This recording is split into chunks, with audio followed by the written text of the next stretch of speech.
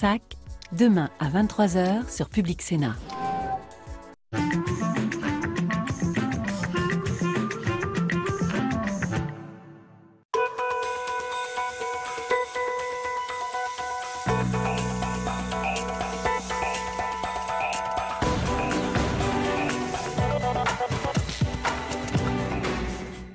Bonsoir et bienvenue en direct sur Public Sénat. Voici les titres de ce 24 heures Sénat. L'exploitation du gaz de schiste, ce n'est pas pour tout de suite. En effet, le Conseil constitutionnel a validé l'interdiction de la fracturation hydraulique inscrite dans la loi du 13 juillet 2011. Les conséquences juridiques de cette décision avec notre invité Arnaud Gossement, avocat spécialiste en droit de l'environnement. Séance de calinothérapie pour Jean-Marc Ayrault aujourd'hui à Lille où se tenait l'Assemblée des départements de France. Le Premier ministre a tenté de rassurer les présidents de conseils généraux remontés contre la baisse des dotations de l'État. On attendait la jeune Pakistanaise de 16 ans, Malala, favorite, mais le comité a créé la surprise en décernant le prix Nobel de la paix à l'Organisation pour l'interdiction des armes chimiques. Cette organisation joue notamment un rôle clé dans le démantèlement de l'arsenal chimique syrien. Le Conseil constitutionnel a fermé la porte à l'exploitation du gaz de schiste. Les sages ont validé la loi de 2011. La fracturation hydraulique, décriée par les écologistes, demeure donc interdite. Le président de la République, François Hollande, a commenté la décision, saluant une loi désormais incontestable. Mais existe-t-il d'autres techniques plus respectueuses de l'environnement pour extraire le gaz de schiste? Une exploitation propre est-elle envisageable? Élément de réponse avec Mounir Soussi. Les chercheurs n'ont pas attendu la mise entre parenthèses de la fracturation hydraulique pour plancher sur d'autres méthodes d'extraction. Actuellement, 3 techniques alternatives sont principalement à l'étude. La fracturation par arc électrique, qui consiste à créer une onde de choc souterraine pour percer la roche. La fracturation thermique, où on chauffe le sol pour créer des mini-craquements. Enfin, la fracturation par injection de propane. Dans ce cas, on remplace l'eau dans le puits par du gaz sous pression, la méthode la plus prometteuse selon ce chercheur. Injecter du propane évite d'injecter de l'eau. Deuxièmement, injecter du propane permet d'utiliser beaucoup moins de produits chimiques.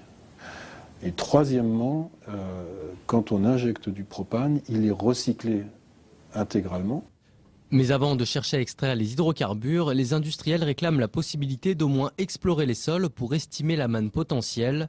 Une idée rejetée par les associations écologiques qui demandent un débat scientifique et restent fermes sur leur position.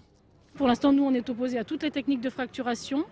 On est sur de l'expérimentation, il n'y a rien qui est opérationnel. Aujourd'hui, les techniques alternatives à la fracturation sont uniquement utilisées en laboratoire. Un rapport doit faire le point sur l'état d'avancement des recherches. L'Office parlementaire d'évaluation des choix scientifiques doit rendre ses conclusions mi-novembre au Sénat. Un document qui ne manquera pas d'alimenter le débat.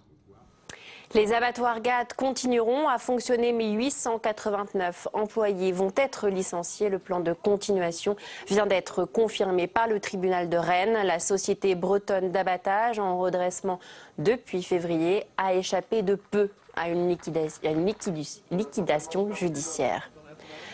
Jean-Marc Ayrault a joué le pompier à l'Assemblée des départements de France. Le Premier ministre est venu rassurer les présidents de conseils généraux inquiets de la baisse de leur dotation. Ambiance électrique à Lille, le récit de Julie Hulin. C'est dans une ambiance tendue que Jean-Marc Ayrault est venu clore à Lille le congrès de l'Association des départements de France. Hier, les 41 présidents de conseils généraux de droite ont claqué la porte, pointant du doigt un désengagement de l'État et jugeant l'ADF coupable de complaisance. Une opération purement politicienne selon le Premier ministre. Alors la suppression des départements, quand je vous dis que ce n'est pas à l'ordre du jour, je n'en parle pas davantage, d'autres s'en chargent, le font régulièrement. C'est d'ailleurs pas le moindre des paradoxes de voir que ce sont parfois les mêmes qui se retirent de vos débats et qui proposent la suppression des départements. Il y a là peut-être une forme d'ambiguïté ou une certaine contradiction. Jean-Marc Ayrault qui s'est donc voulu ce midi rassurant sur la spécificité des départements et notamment sur l'importance de leurs compétences en matière de solidarité. Dans un contexte économique difficile, l'enveloppe des départements doit être réduite de 476 millions d'euros. Pour compenser cette baisse, l'État s'est engagé à leur reverser les recettes de la taxe sur la propriété bâtie. Le PS en ordre de bataille pour les municipales. Anne Hidalgo a dévoilé son équipe pour Paris, tandis qu'à Marseille et Aix-en-Provence notamment, des primaires citoyennes sont organisées. La majorité souhaite être sur le terrain au plus vite afin de combattre la montée du Front National. Le point avec Jérôme Rabier. À plus de 5 mois des élections municipales, la plupart des candidats socialistes sont désormais connus après avoir été investis par un vote des militants locaux hier. À Paris, aucune surprise n'est venue se glisser dans la désignation des têtes de liste pour contrer l'équipe de Nathalie Kosciusko-Morizet. Anne Hidalgo a donc pu réunir ses candidats aux mairies d'arrondissement ce matin lors d'une conférence de presse. J'ai travaillé pour qu'effectivement ce matin, je puisse vous présenter une équipe qui soit féminisée, une équipe dans laquelle il n'y a plus de cumul des mandats, une équipe à la fois expérimentée et une équipe rajeunie. Dans la quasi-totalité des villes de plus de 20 000 habitants, le PS a désormais ses candidats. Seuls Amiens et Clermont-Ferrand auront besoin d'un second tour pour départager les aspirants socialistes à la mairie. Reste également le cas des 5 villes où la direction du parti a instauré des primaires citoyennes sur le modèle de celle ayant désigné François Hollande pour la candidature à l'Elysée. Le premier tour aura lieu ce dimanche et un second sera éventuellement organisé une semaine après. Marseille et ses 6 candidats en lice pour affronter le sénateur-maire Jean-Claude Gaudin sera évidemment attentivement scruté. Mais on votera également à Aix-en-Provence, Le Havre, Boulogne-Billancourt et Béziers. Objectif affiché, impulser une dynamique dans ces villes détenues par la droite. Reste à savoir si la participation permettra de légitimer ces candidats et suffira pour s'engager dans une campagne où la droite et le FN comptent bien bousculer les socialistes. Et à ce sujet, Jean-Noël Guérini, sénateur et président PS du Conseil général des Bouches-du-Rhône, a annoncé aujourd'hui qu'il n'ira pas voter à la primaire socialiste de Marseille. Inquiété par la justice, le sénateur préfère se faire discret.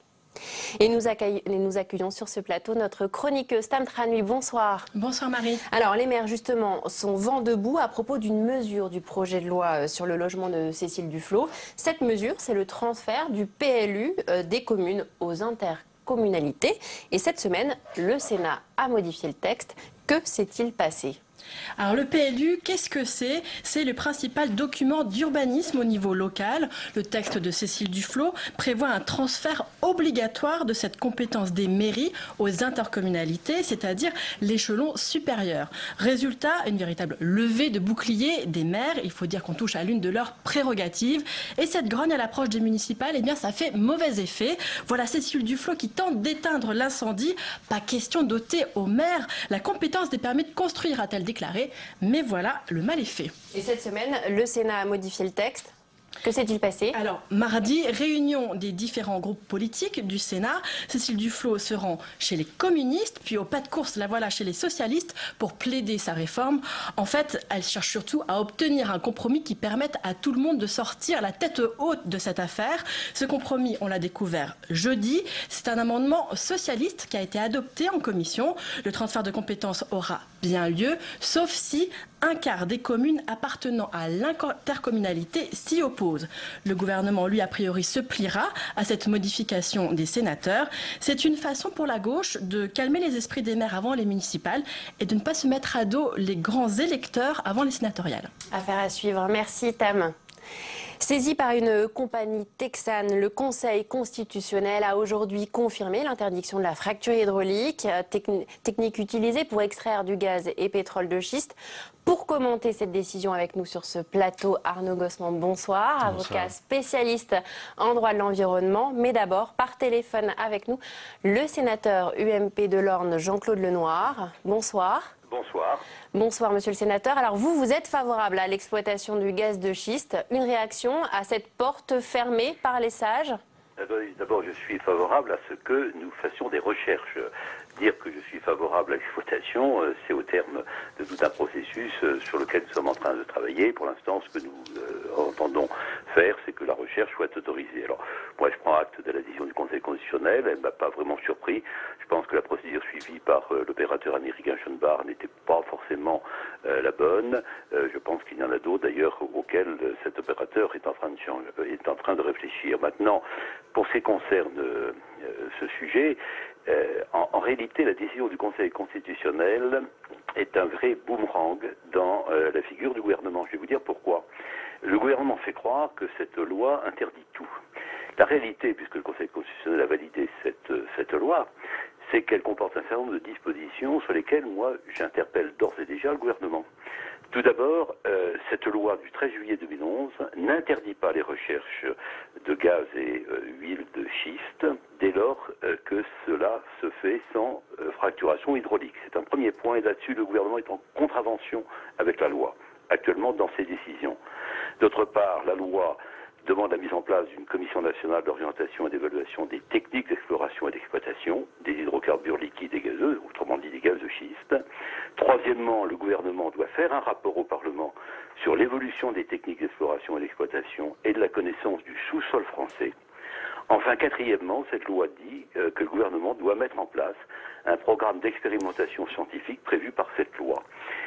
Cet épisode devant le Conseil constitutionnel nous ramène à cette loi. Elle est là, je la rappelle au gouvernement, et au lieu de tenir des propos un petit peu fanfarons sur le thème, voilà, maintenant la porte est fermée à double tour, moi je dis, écoutez, voilà, que le gouvernement respecte cette loi. Tout n'est pas fermé, on l'a compris, merci Jean-Claude Lenoir. Nous allons poursuivre cette discussion avec vous, Arnaud Gossement. Alors avec cette décision du Conseil constitutionnel, en effet, la porte n'est pas totalement fermée à l'exploitation du gaz de schiste? Alors, l'article 1er de cette loi prévoit une interdiction d'une technique en particulier, la fracturation hydraulique. C'est ça qui a été interdit. Exactement, ça a été interdit. Le Conseil constitutionnel dit que l'État avait le droit d'interdire cette technique en particulier. C'est vrai qu'elle n'interdit pas, cette loi, d'autres techniques, mais aujourd'hui, ces autres techniques n'existent pas. C'est l'article 2 de cette loi, comme le rappelle le sénateur Lenoir, prévoit effectivement la possibilité de réunir une commission d'expérimentation pour faire un test de fracturation hydraulique encadré. Le décret est même paru, mais cette commission n'a jamais été nommée ni réunie. Sur place. Mais il ne s'agit pas de permettre des recherches véritablement, il s'agit de faire un test sur une expérimentation. Des expérimentations. Est-ce qu'il existe d'autres techniques autres que la fracturation hydraulique aujourd'hui? Il n'en existe pas d'autres. Pour preuve, s'il en existait d'autres, j'imagine bien qu'il y aurait déjà eu des demandes d'agrément d'autres techniques qui auraient été présentées à l'administration française, ce qui n'est pas le cas. Pour l'instant, d'ailleurs, les pétroliers comme Schubbar se battent pour permettre la fracturation hydraulique et non pas une autre technique.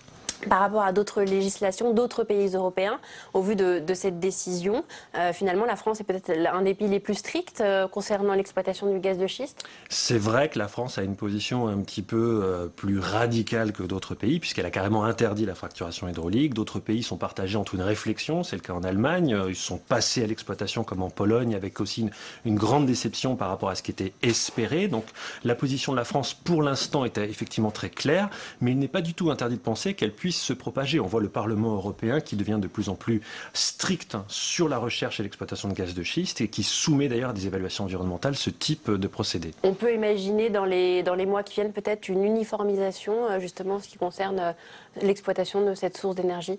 Il va y avoir deux débats qui vont s'ouvrir. D'abord un débat au niveau européen. La Commission européenne effectivement a prévu une législation européenne et puis surtout, le ministre de l'écologie s'est engagé à déposer un projet de loi sur le code minier et ce qui va nous permettre d'avoir un cadre juridique global sur l'ensemble des activités minières qui concernent notre sous-sol. Le débat, il est là, c'est là le débat le plus important. Le débat se poursuivra. Merci Arnaud Gossement d'être venu sur ce plateau. C'est la fin de ce journal. Merci de l'avoir suivi. Tout de suite, ne manquez pas La Politique c'est net, nouvelle formule, nouveau décor. Caroline Deschamps et sa bande de gazouilleurs décortiquent toujours l'actu du net et des réseaux sociaux. Très belle soirée sur Public Sénat.